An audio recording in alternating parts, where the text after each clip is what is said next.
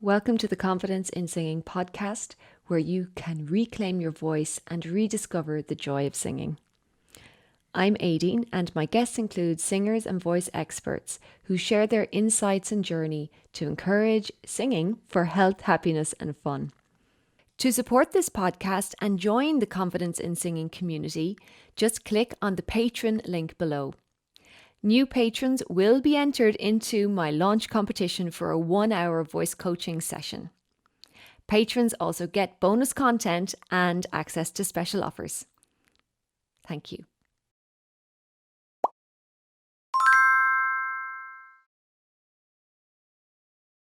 Welcome everyone to Confidence in Singing podcast. My name is Aideen and my guest today is Denise Hagan. Nice to see you, Denise. Thank you so much. Nice to see you too, Aideen. Yeah, and hear you too, for those of you who are listening in on the podcast. We are recording both audio and video today, so you have choices of how you want to interact with this podcast.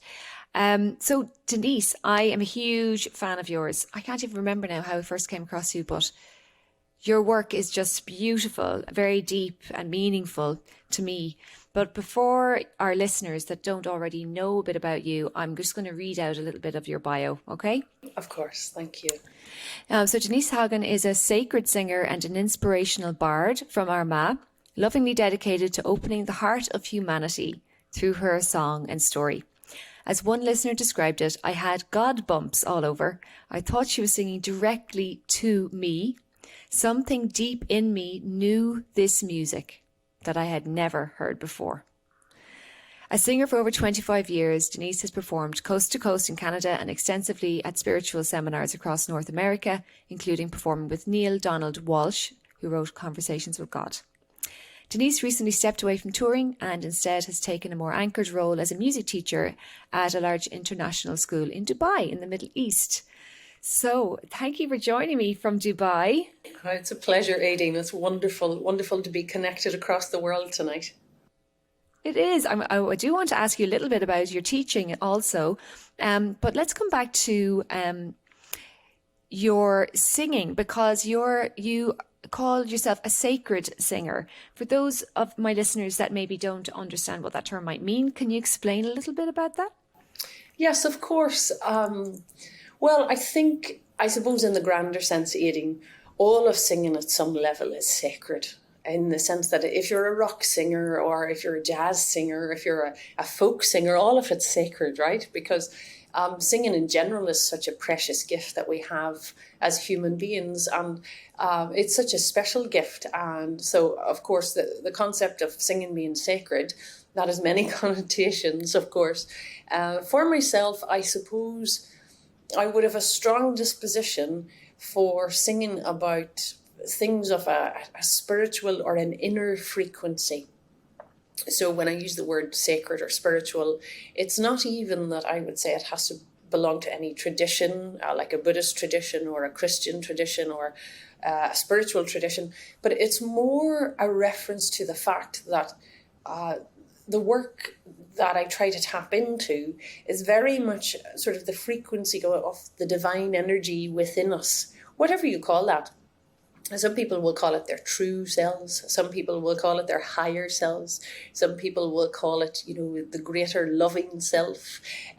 So we have lots and lots of different language here in the human world for what it is. But fundamentally, it's accessing that true self, that inner voice. Some people will call it their inner GPS. Some people will call it their sort of that quiet knowing inside them. So that for me is what I'm referring to when I speak of sort of sacred singing. I know that when I open my mouth to sing, the source of it is not my personality. The source of it is anchored in something much greater than I can even describe to you, 25 years, 25 years after having discovered it, if you will.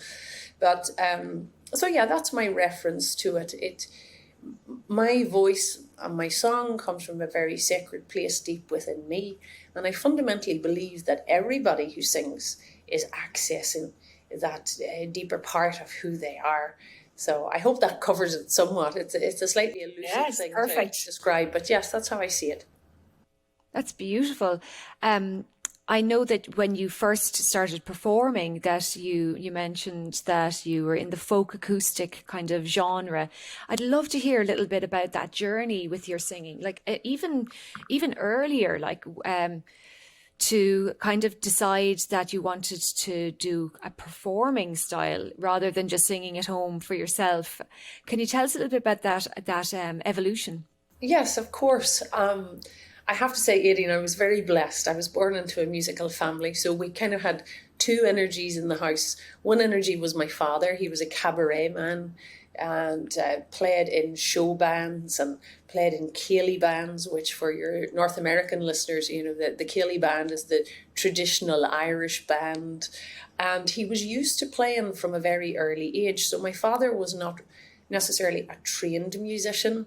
My father didn't read music, but he had an incredible ear, and his rhythmic ability was very, very unusual for a young boy. He was like a proper beatbox. So he trained with his uncle, who was a military drummer. And my father was largely, from that point forth, self-taught. He was a self-taught drummer. And he also had a beautiful singing voice. Again, not really trained in anything, but just had a very, very rich baritone voice. So that was my dad's sort of contribution to singing. And growing up as a child, my father was always playing gigs. There were amplifiers, there were speakers, there were drum kits, there were bags of leads sitting around everywhere. It was a very real experience. My father was a live performer. And I used to think as a child, on a Friday or Saturday night, when my other friends, would have their parents at home, I used to lament the fact that, Saturday night when I would be getting my pajamas on and out of the bath as a young child, my father would be waving us off to sleep as he went to a Saturday night gig. So that was kind of one side of the house. And then on mum's side, my mum was a music teacher, and she was also the church organist. And mum kind of had the more formal or academic side of music, if you will. And we, four kids, we all sort of fell into some expression of both of those things. So it was very common in our house to pull out a guitar whilst mum was making dinner in the kitchen and, try out new melodies or learn new chords from one another. Or, I'd be listening to songs Dad would be singing. And as a child, I'd just chirp in and sing along. I had no real sense that... I just thought it was normal. I thought this happened in everybody's house.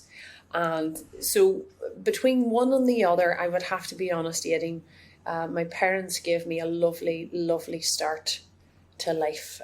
From a musical point of view, they taught me to be very natural and very open with it. So Beautiful. yeah. And I know in your teens, then you started to want to perform. Is that right? Yes, so in my teens, Aideen, I mean, it's quite funny and I have to be honest about it. It wasn't necessarily a very glamorous choice. It was just simply that, where we lived, when you got to 15 or 16 or 17, there was always this query about, I don't know, a little job on the side for pocket money. And so sometimes I would go and play with Dad for the night because at school I had studied the double bass. And I realised the double bass could quickly be worked into an electric bass guitar, which my father, it complemented his work. So I remember going to play for my father when I was about 15 or 16. And I taught myself the electric bass. And the pay for the night was £10 and you get fish and chips on the way home. And so, that was kind of learning on the job. So my father taught me how to get up and make use of what I was learning. He taught me how to, sit down, learn a song, write out your words, practice, rehearse it, and then put yourself in front of a mirror and see if you could deliver the message of that song with confidence and with clarity, and basically with all of the words confidently memorized. So I was sort of learning these things as a teenager inadvertently. And part of it was to do with, having some pocket money, having a job on the side. So that was one piece. The other piece then was, Mum was the church organist. And we were, This is funny. I can't believe I'm going to admit this, but I am. We were kind of like the local Von Trapps in the little village that we lived in. And so whenever someone needed buried or married or baptised or something, the phone would ring. You know, one of the Hagans will do it for you. So my mum often played piano and guitar and organ, and I would have done most of the sacred gigs with her because I actually really, really enjoyed singing in the church. I really, really, really enjoyed it. And, you know, I think it's those... I sung my first wedding at 13, and I remember it so well because my mother had booked another singer to sing the wedding. She was due on a train from Dublin, and she didn't arrive on the train, but the bride arrived at the church. And my mother sent my father back up the hill. I remember it so well. And my father came into the house and said, Denise, get up, get yourself dressed, get your face washed and your hair brushed. There's a bride standing at the bottom of the aisle in Katie Chapel, and they need a singer, and it needs to happen right now. And that was the first time that I sung a wedding. And it was a beautiful experience, and it gave me a flavour, Aideen, of singing with a sense of blessing. How to sing a song or a hymn, and really sing it from a place of wanting to bless the people who were listening. And of course, if you're a wedding singer, that's your job. But it was more than that to me. It was a lovely opportunity to really feel the words and hear the message and pour my heart into that. Like, these people are making this amazing decision for the rest of their lives. And they've chosen me and my mum to be here to add to that frequency. So I always had a very reverent sense of singing for people in the church. I always loved it. I thought it was a great opportunity to bless people. And I had that feeling, even as a young teenager, I always thought the blessing is as much mine as it is theirs. But that's the word I would use, a sense of blessing, an opportunity to bless people. So... That's wonderful. So tell us a little bit about your journey then with your singing career, because I know that you had a couple of albums that were almost slightly country, and you did travel to the US. And tell us a little bit about that. How was that? Was that a scary time, or how did you have the confidence to pursue your music at that time? Well, I think what happened, Aideen, there were always a number of tracks running in my life. So I came through school and went through school, did my GCSEs, my A-levels, went on to take a degree in education. I knew I wanted to be a teacher. So I took my degree in Belfast. But alongside all of that, I was writing my own songs at the time. That was very much inspired by... I really enjoyed the work of A Woman's Heart in Ireland in the 1990s, the likes of Mary Black and Dolores Keane and Maura O'Connell.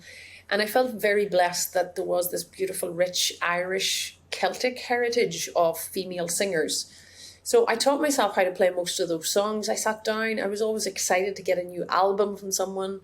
So I'm a self-taught guitar player, and I've just always enjoyed that. I've enjoyed the pursuit of that.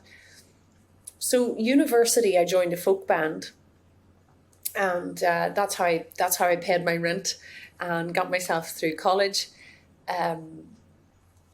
But by that stage, which was sort of early mid-20s, I was fairly determined that I would like to make an album of my own music, because I had tons of lyric sheets hidden in a box under the bed, and I hadn't really the confidence to share it at first, I will be honest. I thought, I've written these songs just for me. I don't know that anybody will want to listen to half of this nonsense. But as time went on, I came to realise that I did want to share it. And it was part of my personal journey, part of my inner growth and awakening.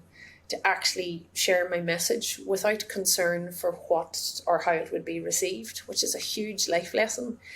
Just to express yourself for the sheer value of expressing yourself. So to answer your question more directly, I made my first album when I was in my mid-20s, but it included songs that I had written in my late teens. So it took me a while to get off the mark with the more professional aspect of things.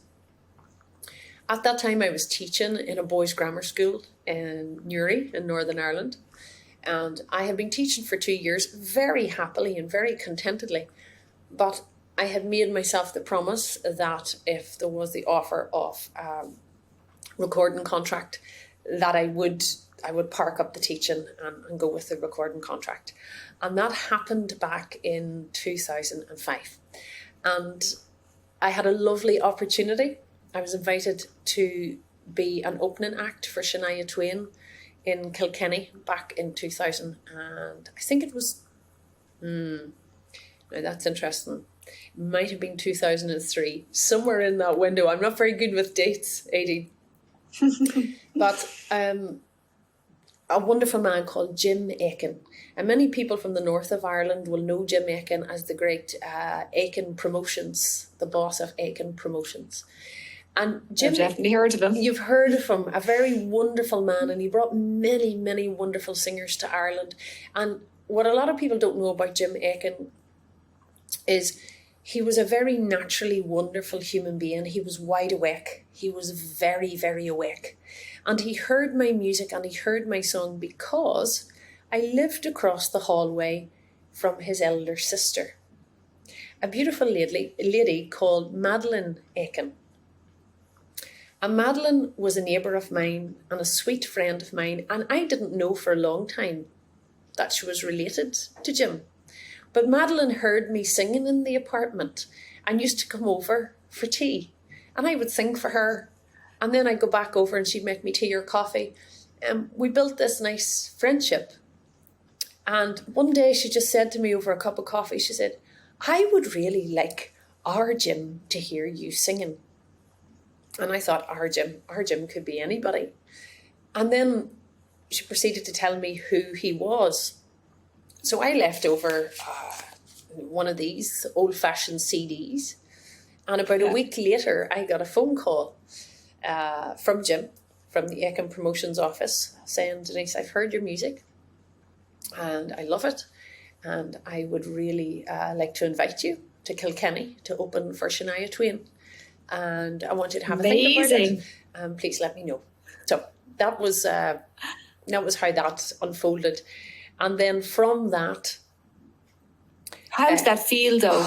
Like at that moment, was that like, oh yes, of course I'm going to do it? Or was it, hang on a second, can I, will I, won't I? Because this is where a lot of people have they want to do something with their singing or they get an opportunity and a lot of people back down from opportunities. Yes. What helped you to make that choice?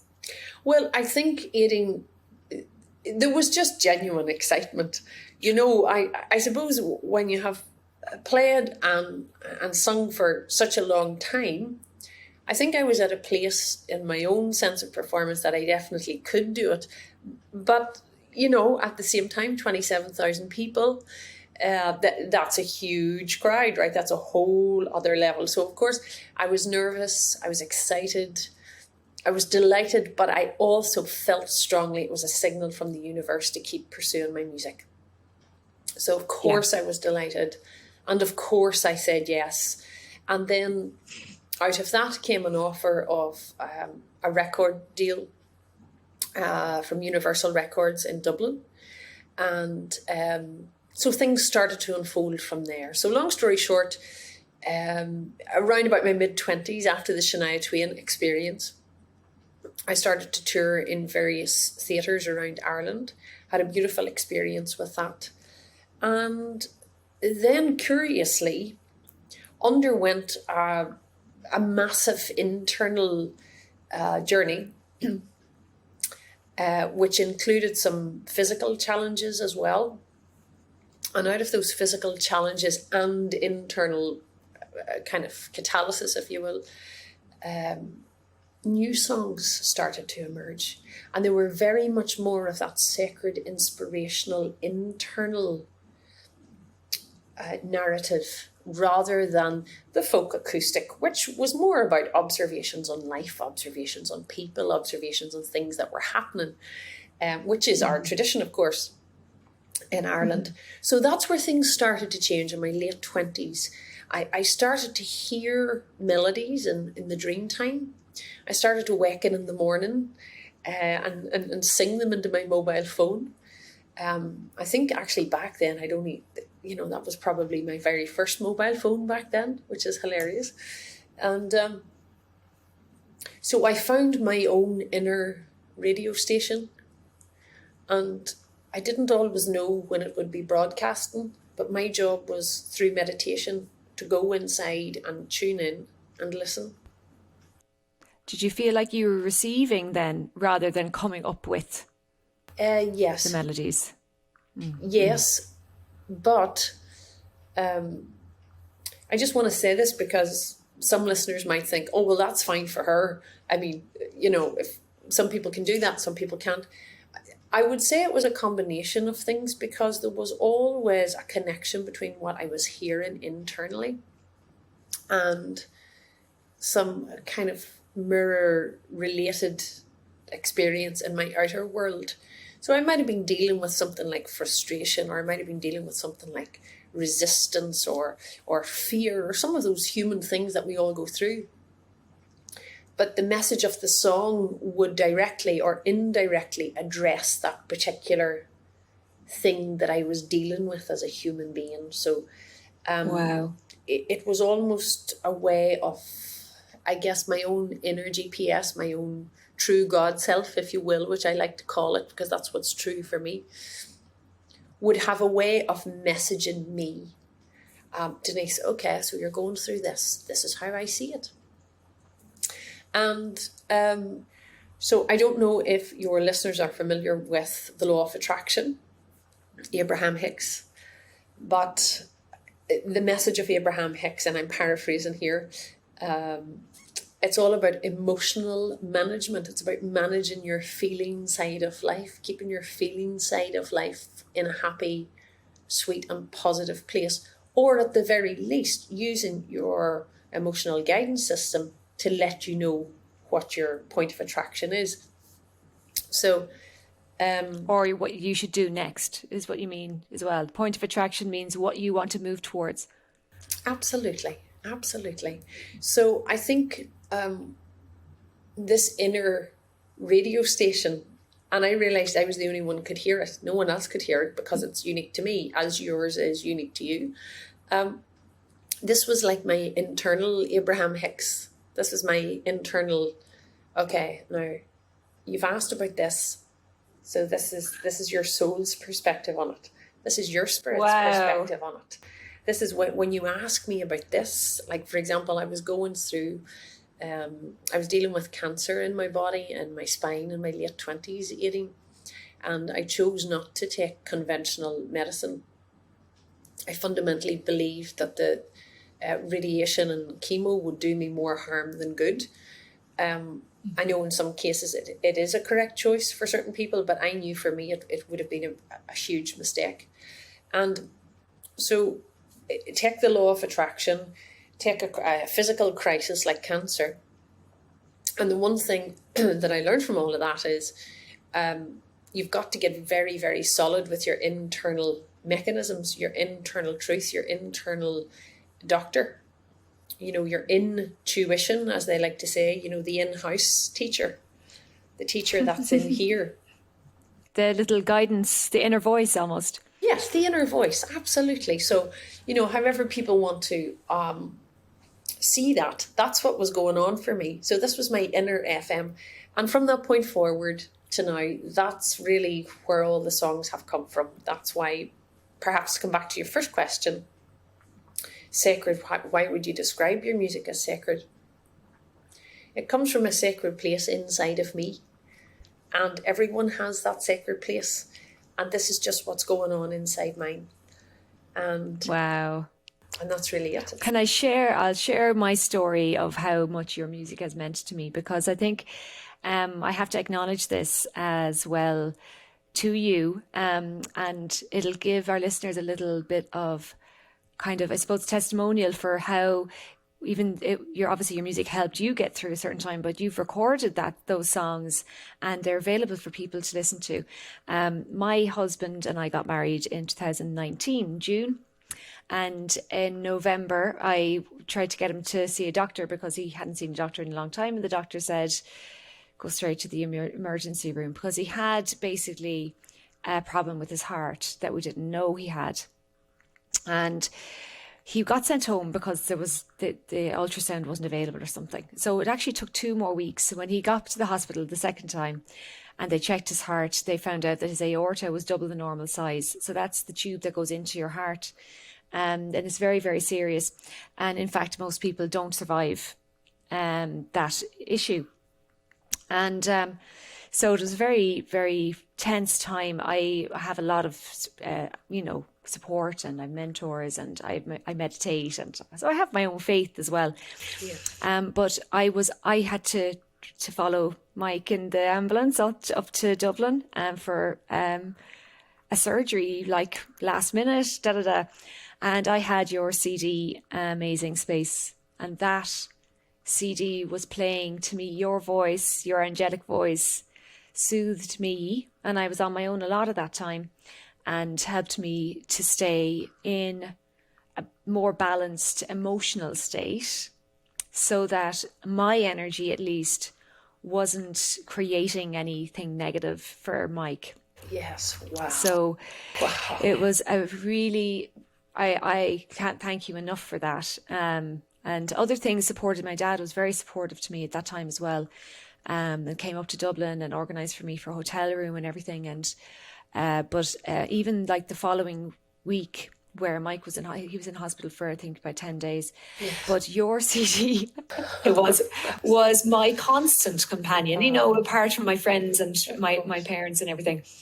So you were constantly with me through that recording, and I just think it was absolutely such a blessing to me. So thank you so much. Oh my goodness. Well, the pleasure is all mine. You can see the smile on my face. That's exactly what this music, the intention of this music is to help us keep such good company with ourselves, especially in those moments where the outer world is in such disarray, or is in a heavy spin, or a person we love is in danger.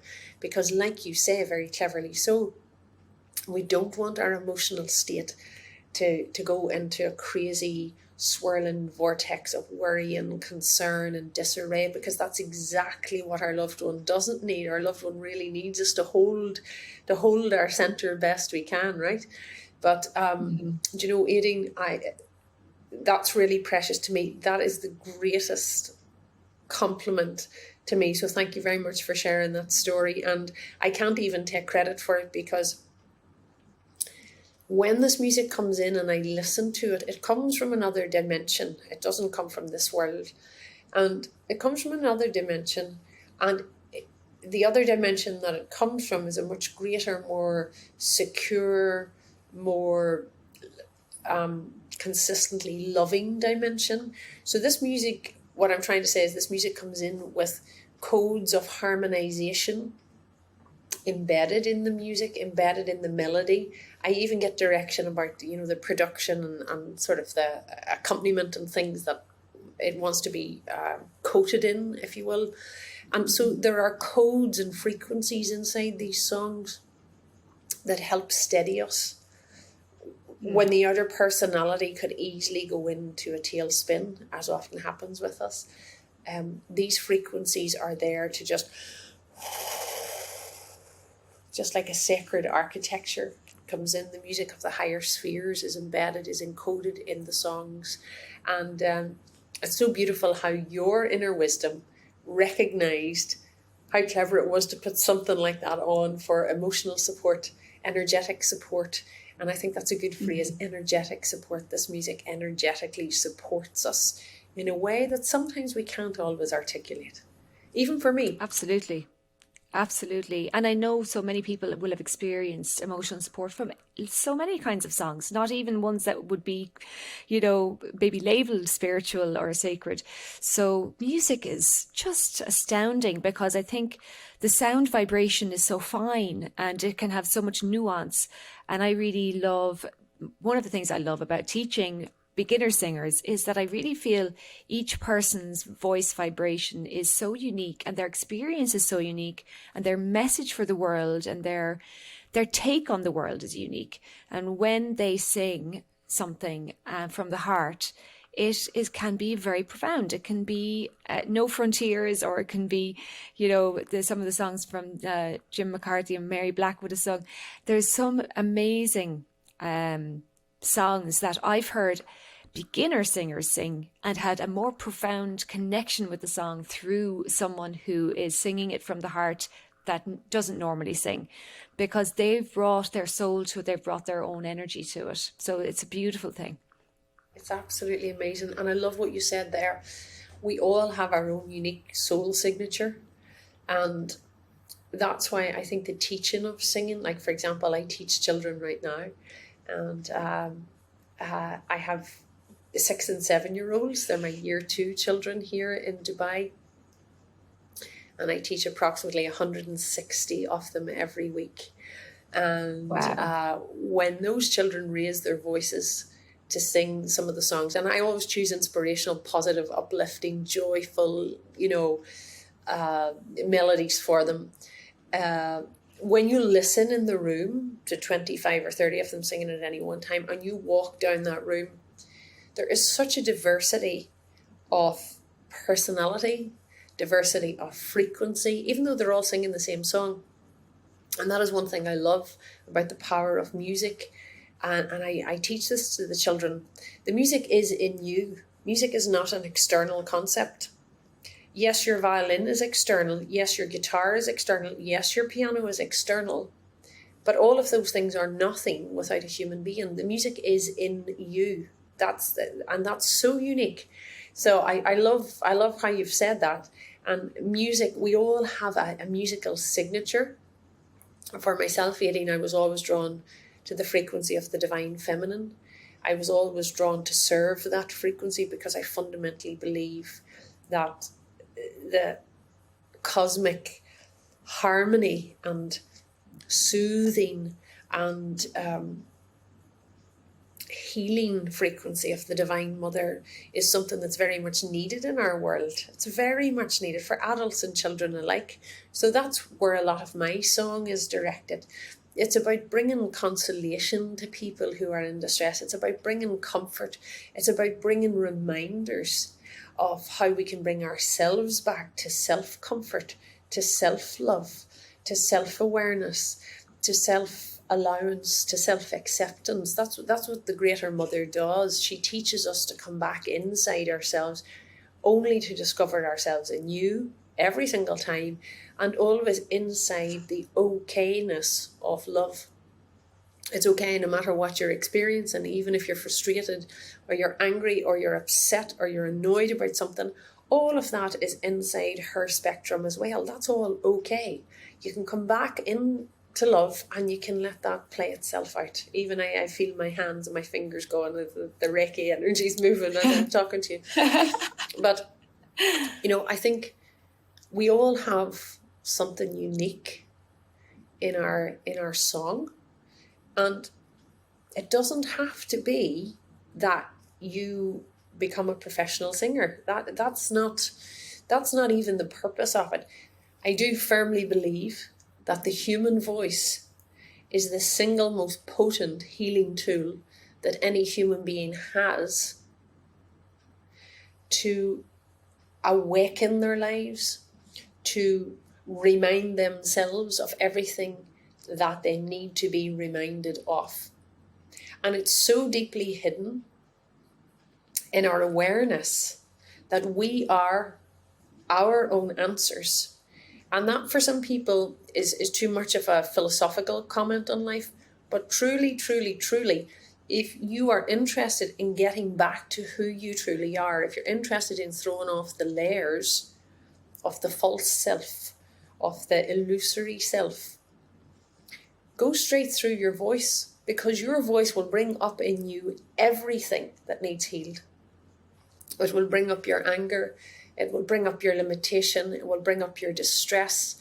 It will bring up your limiting beliefs. Call it what you will. The single pursuit of the human voice through song or toning will help you. It's a very, very potent tool. It's still the tool I go to whenever I need to clear something or I need to clarify something. So I do believe, the divine design, it's ever so clever, and we're all born with it. We are all born with the capability to heal ourselves, and I do believe the human voice is the biggest wink that the divine has given us. It's the first thing that we do when we're born, most often, is cry into the world, say, right. Hello, here I am. How did I get here? And first there was the word. And that's, yes, yeah, I love that. I really do. And I believe it, because that's the way I teach. I teach beginner singers, and I tell them that their voices have value, even when they don't believe that they have any value. And even when they don't sing very well.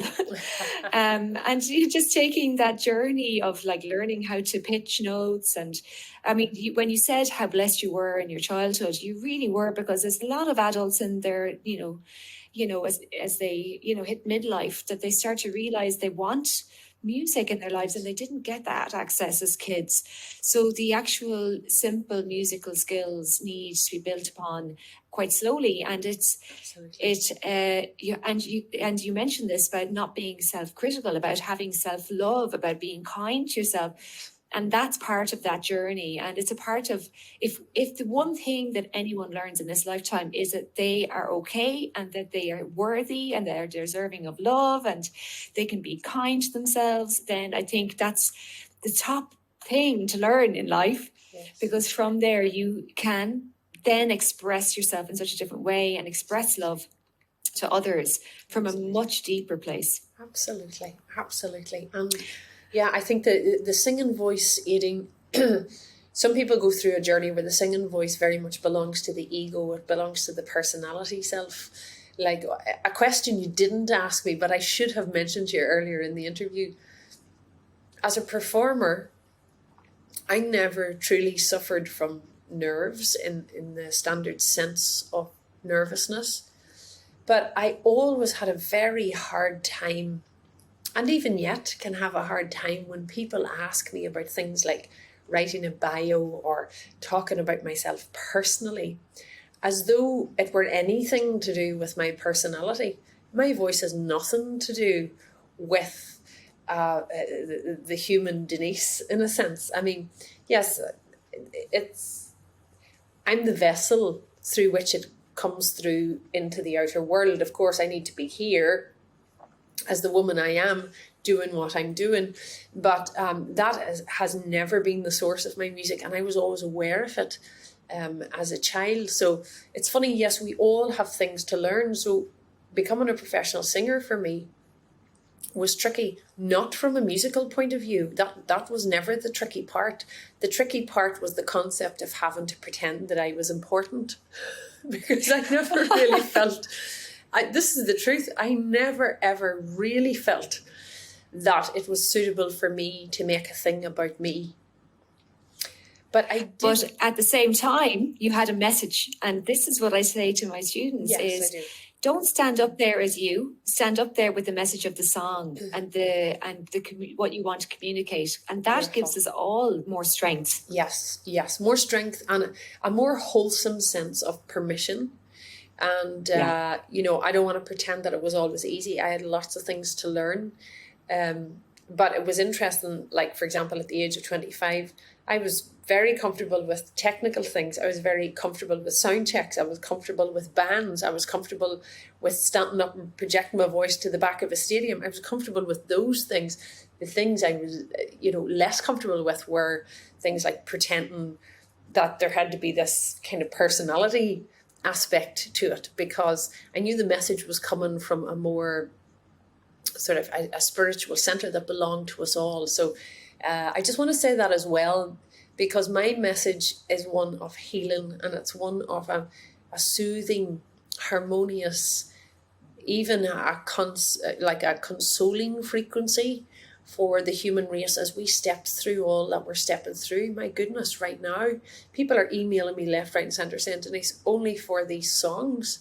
I genuinely would think that we have lost our minds on this planet with all of what is going on. And I keep myself in a good space. I choose what I watch and I choose what I listen to. And I listen to your songs because they help me remember ultimately what is true. So it is correct, Aideen, and we never know. A message in a song that you write could be exactly what I need to hear. So your job is to trust the writing of it and prepare it and send it out to the world. And then it's up to the correct listeners to find that message. And I often think with my music, I thought I was writing it to help and console and heal myself. But I see now that it has reached a much broader audience. And obviously I'm incredibly grateful for that, because these are shared human journeys, right?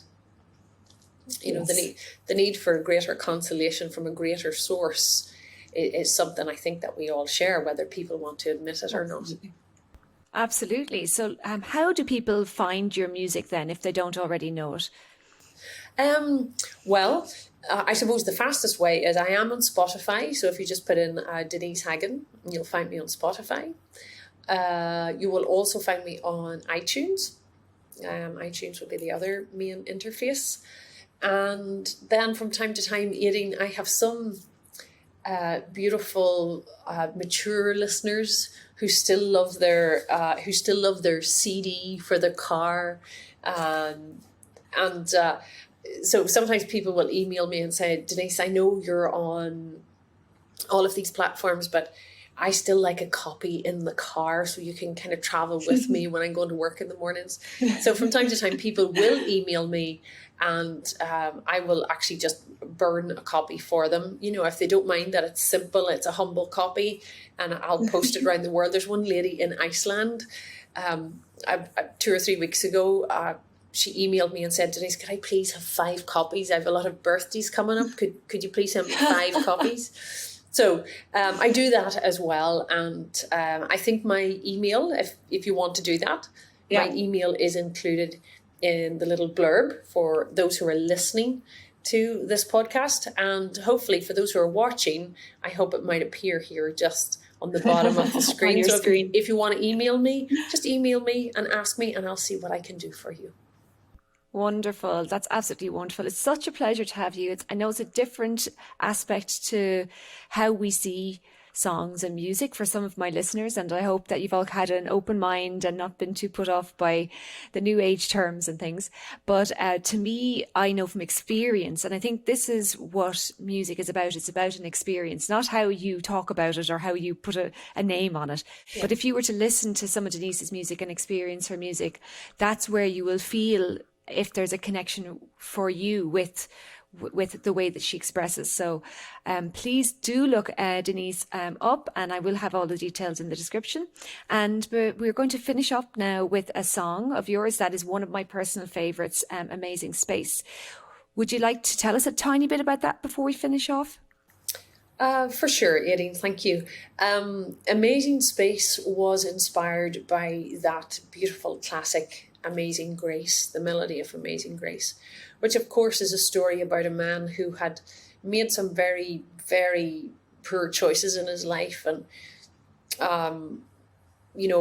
became redeemed, if you will, through this presence of amazing grace, like a blessing from out of the heavens. And he, the song was written about this redemption, this sense of redemption that this individual felt when his life stream was blessed by the hand of the Divine Mother, or the Holy Spirit, as some people would call it.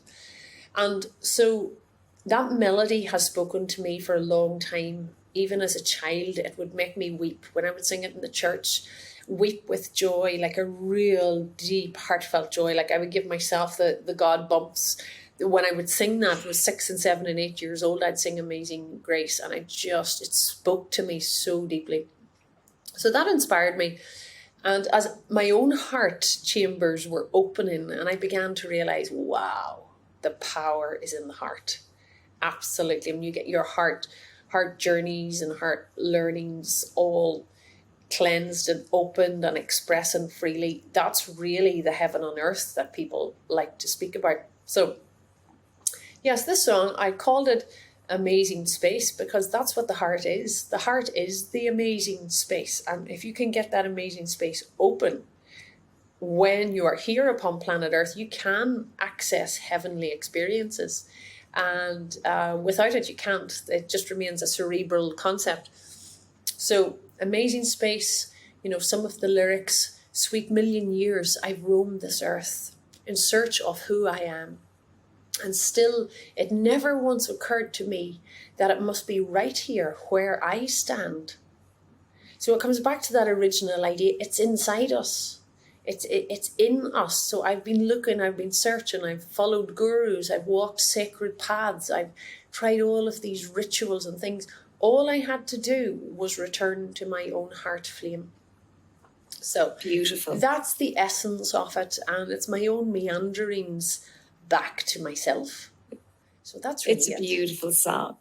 We're going to play Amazing Space now in a second. Is there anything else you'd like to say to our listeners?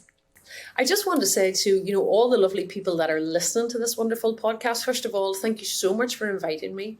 And if anyone is out there, thinking, yeah, it would be really nice to get back into that, whether it's a choir, whether it's a dusty guitar behind a sofa, or whether it's I used to sing to Tina Turner into my hairbrush and it made me feel so good. Whatever is calling to you, just do it. Like the great Nike goddess once said, just do it, right? Because that's your feeling body. That's your divine goddess calling you to get up and to get in to those positive frequencies. Again, that's actually an internal signal. So you know what they say, if you're looking for a message, this is it. Wonderful. Thank you so much, Denise. Absolute pleasure to have you on the podcast today. And thank you all for listening. And we'll see you again next time. Thanks, Aideen.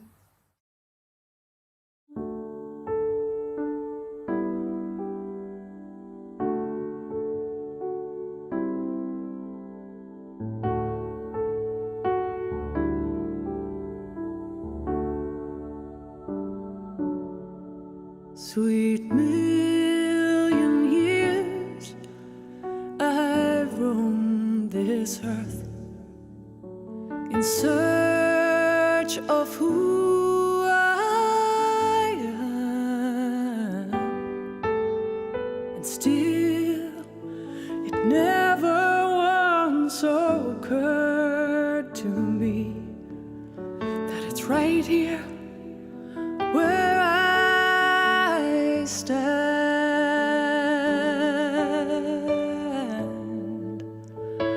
in this amazing space, amazing space that lies right here in me, the treasure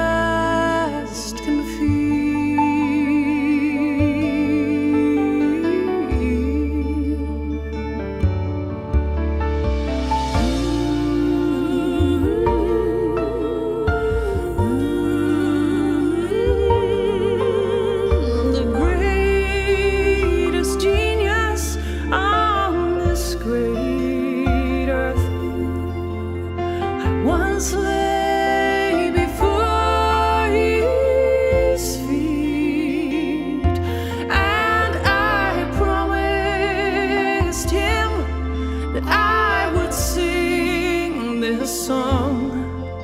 Oh,